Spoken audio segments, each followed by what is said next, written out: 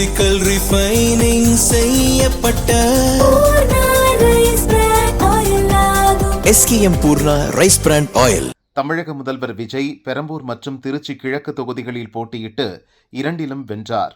இதில் திருச்சி கிழக்கு தொகுதியை ராஜினாமா செய்தார். காங்கிரஸ், கம்யூனிஸ்ட், விசிக உள்ளிட்ட கட்சிகளின் ஆதரவோடு தாவேக ஆட்சி அமைத்தது. இந்த சூழலில் விசிகவை அமைச்சரவையில் சேர்க்க தாவேக முயற்சித்து வருகிறது. குறிப்பாக திமுகவை பலவீனப்படுத்தும் வகையில் அதன் கூட்டணி கட்சிகளை முழுமையாக தாவேக பக்கம் இழுக்க முயற்சிகள் நடந்து வருகின்றன.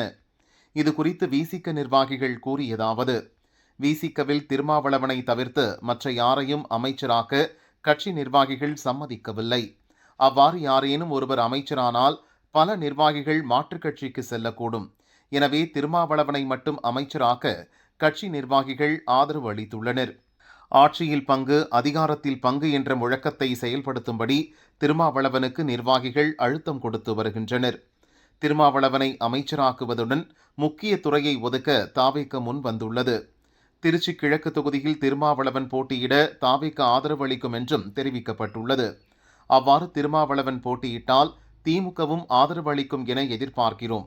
திருமாவளவன் மீது நாம் தமிழர் கட்சி தலைமை ஒருங்கிணைப்பாளர் சீமானுக்கும் நன்மதிப்பு இருப்பதால் அவரை எதிர்த்து வேட்பாளரை நிறுத்த மாட்டார் என நம்புகிறோம்.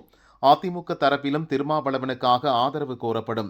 அந்த வகையில் இடைத்தேர்தலில் திருமாவளவன் வெற்றி பெற்று அமைச்சராக அதிக வாய்ப்புள்ளது. அவர் சட்டசபை தொகுதியில் வெற்றி பெற்றால் சிதம்பரம் தொகுதி MP பதவியை ராஜினாமா செய்வார். அந்த தொகுதிக்கான இடைத்தேர்தலில் தாவேக போட்டியிடும். அதற்கு விசிக ஆதரவளிக்கும். தாவேகவுக்கு முதல் லோக்சபா MP பதவி கிடைக்க வாய்ப்புள்ளது என்றனர்.